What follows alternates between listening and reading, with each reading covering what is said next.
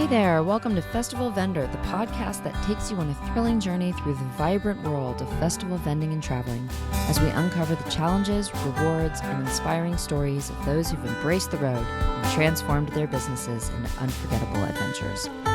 I'm your host, Raven, and today we're tackling a fundamental question that every vendor faces. Is it better to sell handmade items or manufactured items at festivals and fairs?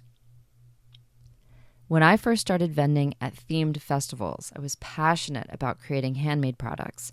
It was a labor of love, and I poured my heart into each unique piece. It was incredible to see the joy on my customers' faces when they found something that resonated with them and brought them joy. However, as my business grew, I realized the challenges of scaling up handmade production without sacrificing quality and authenticity.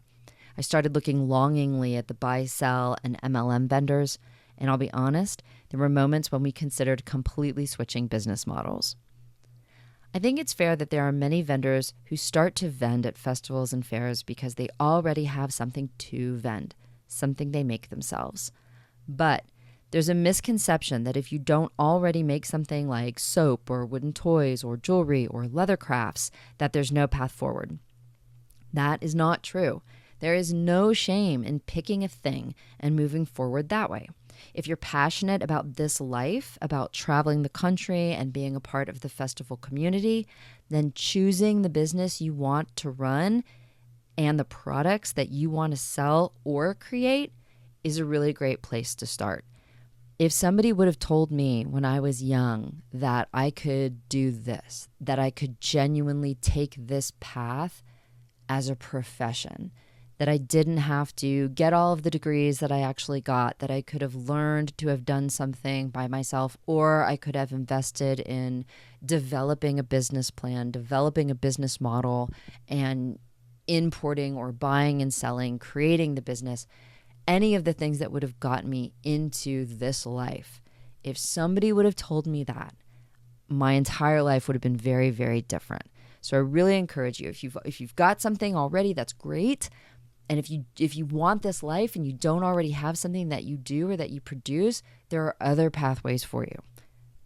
So let's explore the pros and cons of selling handmade or manufactured items. Handmade items undoubtedly possess a special and personal touch that sets them apart. According to an Etsy survey, 82% of consumers prefer buying from businesses that offer handmade products because they value the craftsmanship and individuality these items bring. Customers often seek out handmade products for their uniqueness and authenticity. This personal connection can lead to loyal customers who return year after year, excited to see what new creations you have to offer. This is something we can personally attest to.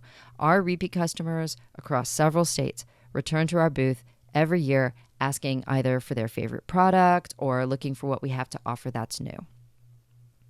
On the flip side, creating handmade items can be time-consuming and labor-intensive. The craftsmanship and attention to detail can be a blessing and a challenge.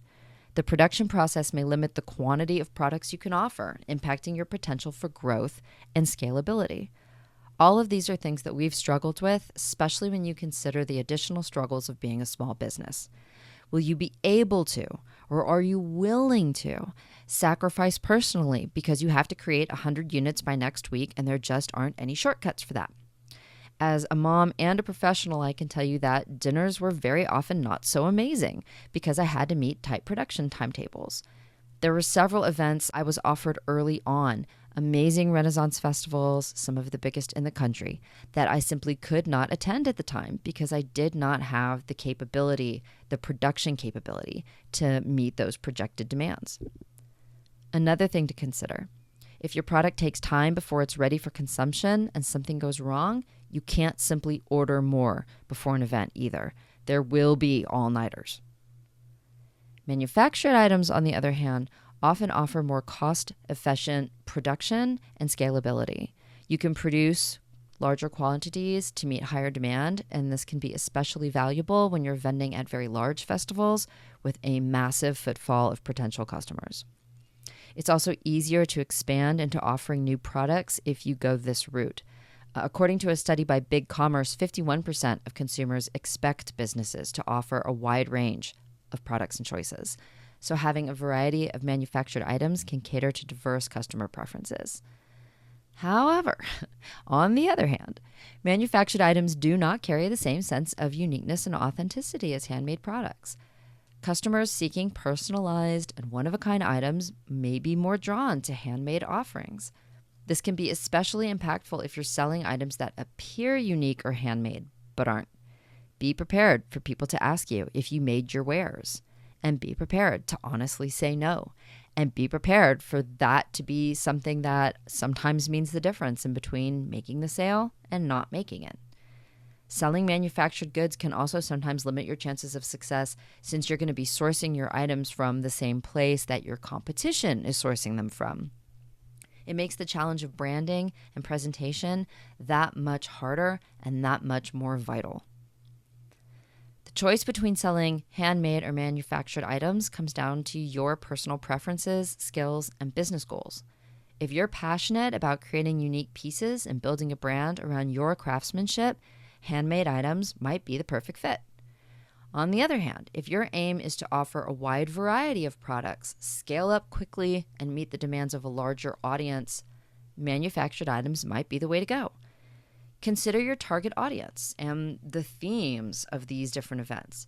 Some festivals may emphasize handmade craftsmanship, and some will only allow handcrafted items, but others might prioritize affordability and variety. Researching your competition can also provide insights into what items are in high demand and what sets you apart. As our vending journey continued, we found a balance between selling both handmade and manufactured items. One of our businesses is 99% handmade, where we offer just a few items that are add-ons that we did not make, although in fairness, even some of those items are also handmade, just not by us. Another of our businesses is a blend of handmade and buy-sell. Another deals in collectible and unique items that we carefully source, but it also includes a percentage of manufactured goods. These options allow us to appeal to broader audiences and to find success at a variety of venues. Finding the right mix was key for our success, and it will be for you too. In the end, the decision to sell handmade or manufactured items is not a one-size-fits-all approach. Evaluate your goals, connect with your passions, and weigh the advantages and challenges to make the best choice for your festival vending business. That wraps up today's episode of Festival Vendor. We hope this discussion has shed light on the considerations you'll need to make when deciding what to sell at festivals and fairs. Stay tuned as always for more exciting content where we'll continue to share invaluable insights, inspiring stories, and personal anecdotes from the festival vending and travel world.